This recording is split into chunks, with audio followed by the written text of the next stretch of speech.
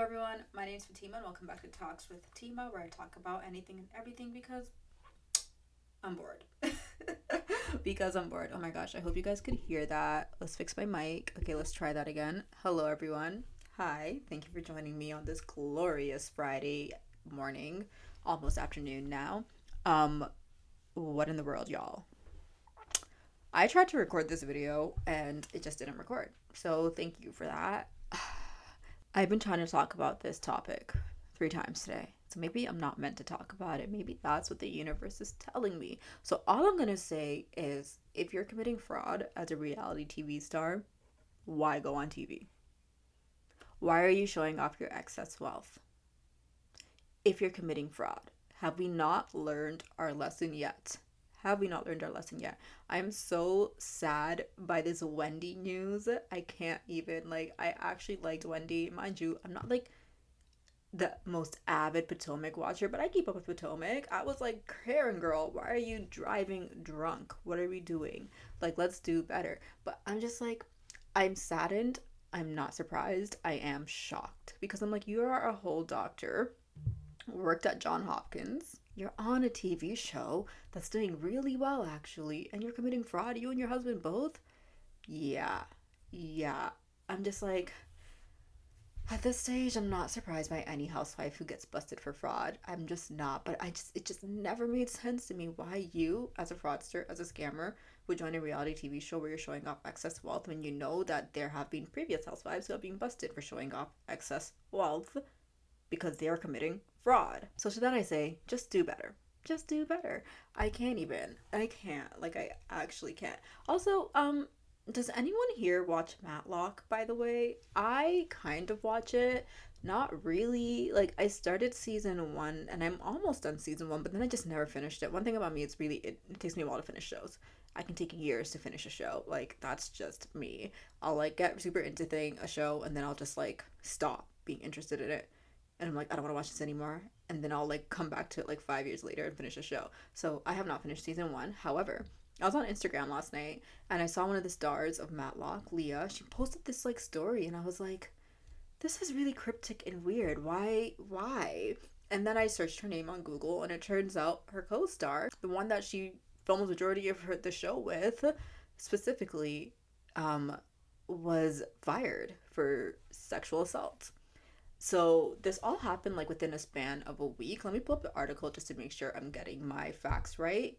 Let's talk about it. So Matlock star David Del Rio fired following sexual assault allegations. So according to an individual with knowledge of the situation, Del Rio was escorted off of the set of Matlock last week following an internal investigation. Matlock co-star Leah Lewis, according to this source, affirmatively confirmed her involvement in the incident. On Thursday afternoon, Lewis posted a photo on her Instagram, which is what I was talking about, of herself hugging her mother, saying, "Mom is here, moving forward in love and strength. I'm in good hands. Thank you to everybody for any kind of support and care. Truly, we're moving forward in strength." Keyword strength. Please let that be the takeaway. And Leah and, oh my god, what's her name? Leah and, what is her name? She's married to Aldous Hodge's brother, Sky.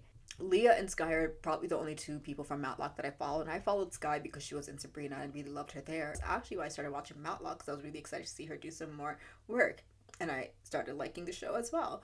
But that was just such insane news for me to see. I was not expecting that of all the shows, because it was it's a fresh and new show, and I'm just like, really, what are we doing here? What are we doing here? And then a couple minutes ago, I was online and I saw that Del Rio's wife was being weird and shading Leah on social media. And I'm just like, girl, your husband's the culprit. Your husband is the one who did this. Why are you shading and attacking the victim? Can you imagine? Can you imagine? Let me show you what she got. Let me tell you guys what she did. David Del Rio's wife, Catherine Del Rio, blasted Leah Lewis amid allegations her husband sexually assaulted the actress.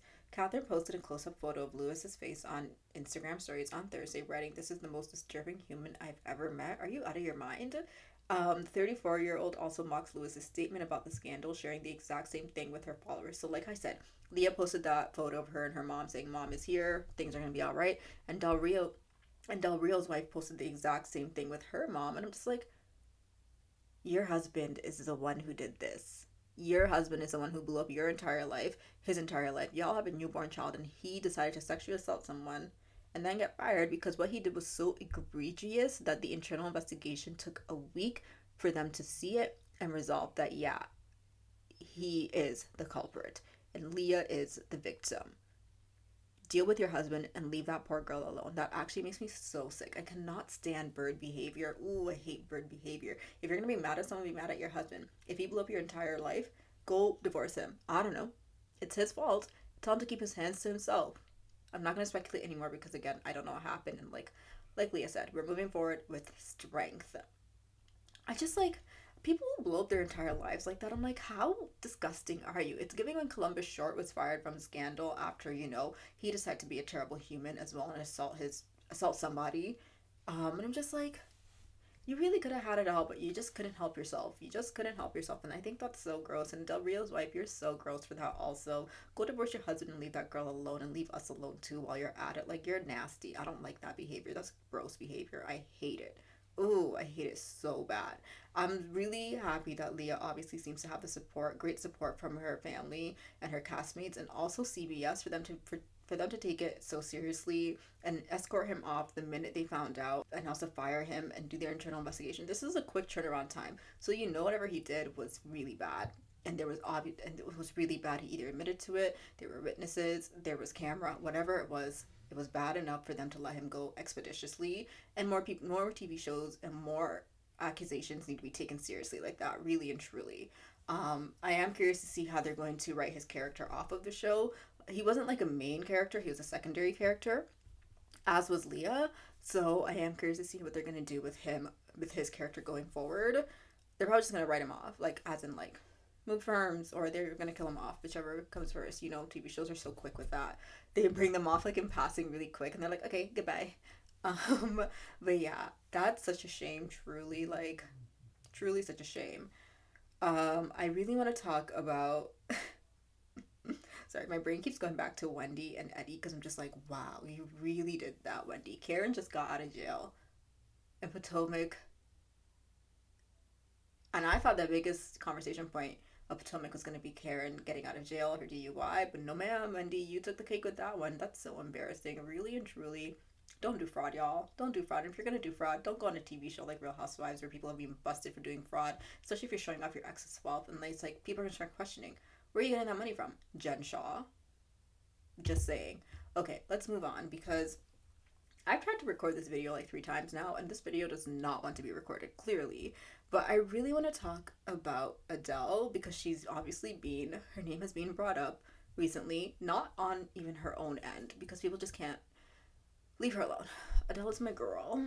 It's nothing bad, but I was listening to 19 the other day, and I realized that I actually never fully listened to 19. Mind you, Chasing Pavements is one of my favorite songs ever. I love that song. That is genuinely like, it's up there in my favorite songs. It is high up there. I love Chasing Pavements. Hometown Glory is really great as well. And I'm just like, how can you write the genius that she is writing that when she's like 17, 18, 19? Oh my gosh, that lady. But then I was listening to 21 and I realized I actually never fully listened to 21, but I also did fully listen to 21 because that is one of her that's the album that blew her up into the stratosphere of all of our lives. That album literally has Rolling in the Deep, Rumor Has It, Set Fire to the Rain, Someone Like You. And I'm just like, bro, the genius that is Adele, she actually never had to put out any more music after 21 and she'd be set. She's up there. Oh my gosh. I couldn't believe it. I was like, no features, no nothing, just her and her pure voice. That is talent. That is talent that cannot be touched. That cannot be touched. Like, pure talent.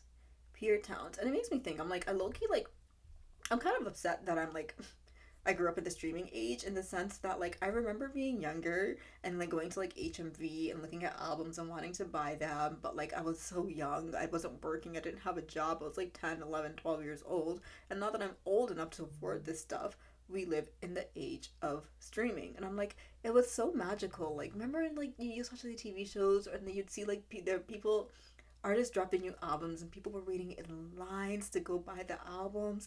Man, like that's pure copies that they're purchasing. Pure copies that they're purchasing. We don't have that no more. We really don't. And like you can't replicate that in the streaming age. Like, the streaming age numbers are so, compared to physical copies, unheard of.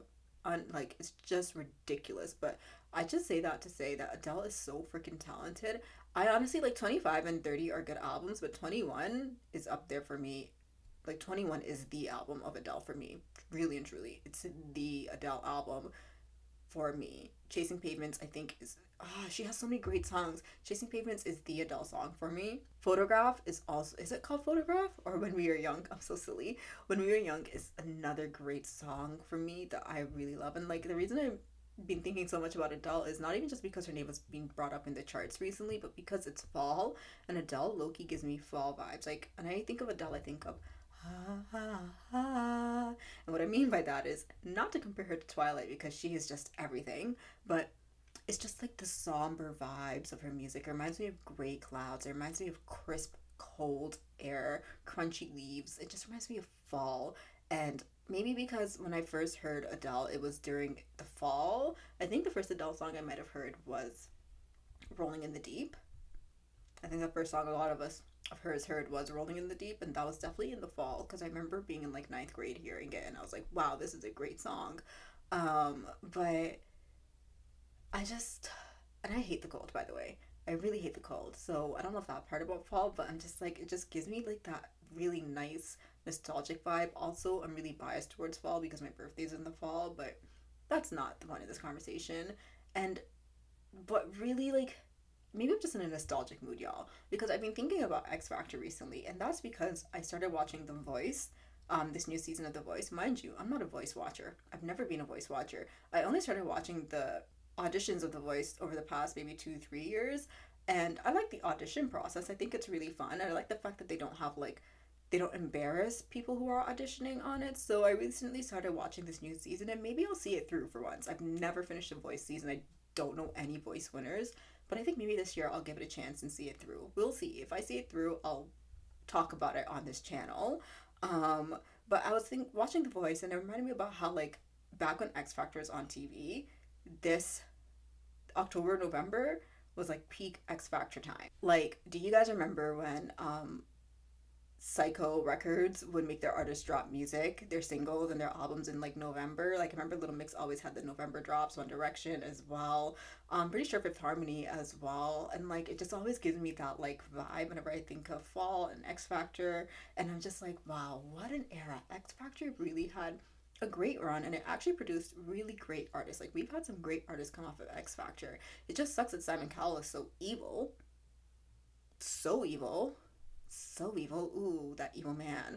And Psycho Records was just ridiculous, and like all of the artists hated their lives. Like, the things that he put those artists through, yeah, I can see why all of them had to take a step back for a quick minute, and why things transpired the way they've transpired with some of those artists, because I'm just like, what is going on? These are, as I remember the One Direction movie, and Harry Styles' mom, or was it his stepdad, saying he auditioned one day and never came back home. And that line has always stuck with me, because I'm like, these were literal children. Of course they were following their dreams, but I'm just like, when you deep it, like, these were literal children chasing their dreams, and they get thrown into this world. And imagine like the people, imagine if they weren't in groups and having to deal with that level of fame. And that's why, wow, I'm going all over the place, but that's honestly sometimes why I'm like, I see that Justin Bieber is the way that he is, because I'm just like, he blew up at such a young age all on his own. He didn't have like a group to like surround him who were facing the exact same experience that he was. And it's just so crazy to me, like, thinking that now that I'm like 28 and I'm like older, and I cannot imagine like 16-year-old Fatima just leaving her family and like being a superstar. That would be so insane. But X Factor had such a good run. X Factor had such a good run. The craziest thing about X Factor to me, though, will forever be the 25 plus age, because Simon Cowell is grouping 25-year-olds with 65-year-olds as the older age. Do you know how crazy that is? Do you know how crazy that is? Being a 28-year-old now, I'm just like, dang, I would have been considered a grandma if I was on X Factor at this age in my life. Because I used to think that people who were 25 plus were so old because of that man, and now that I'm 28, I'm like, 25. Since I hit my 20s, 25 is so young. 25 is so young so young, and I'm just like, ageism in the entertainment industry is so real. I don't think that could and would work in this day and age now, because there's so many artists who are obviously over 25 who are doing great things with their careers, who are blowing up now in the late stages of their careers. I mean, if you look at Sabrina Carpenter, for example, she's been working since her Disney days, and she's been making music, and now that she's 26, she's at the peak of like the heights of her career, and she's only going to go up from here. I'm just like, that would have been unheard of a couple years ago. um Insanity, pure insanity. I mean, you're looking at artists like Cardi B, Meg, Tinashe, Zara Larson. All of these artists have obviously had great careers, but you're seeing them really hone in on their craft in their later years. And I'm just like, Simon Cowell, you were so evil for considering the 25 plus to be like the old unwanted, that aren't going to make it in the industry, because clearly that is not the case. It is not the case. And those are just a few artists I've named. There's so many artists. There's so many. I mean, obviously you have like the young stars like the Tylas and the Iris Stars and the Olivia Rodrigos of the world and stuff. But I'm just like, dang, Simon, you really played in everyone's faces at this 25 plus category. It actually makes me laugh when I think about it. Crazy behavior, really and truly. Crazy, crazy, crazy behavior. Also, I just want to say one more thing. Go Blue Jays. Shout out to the Blue Jays. I also have a motorsport YouTube channel. That's like my main channel, to be honest. So if you ever see me there, yeah, I do have two channels. It's called The Race Edit. You can feel free. If you like motorsport, you want to know more about motorsport, feel free to follow me there, because I do upload there consistently as well. And I've been doing that channel for about 2-3 years now. But this is really my nonsensical channel, because I just know too much and I like to talk too much, and I just needed a space where I could just let it all out, let it all out, let it all out. But let me go before this video decides to cut on me again and I can't, and I have to re-record. I'm not re-recording this video. If this video doesn't get uploaded, you'll know why. But that is all I have to say for today. Thank you so much for sitting here and watching this. If you liked it, please feel free to like and subscribe, and I will see you all in the next one. Thank you so much, and have a wonderful, wonderful day.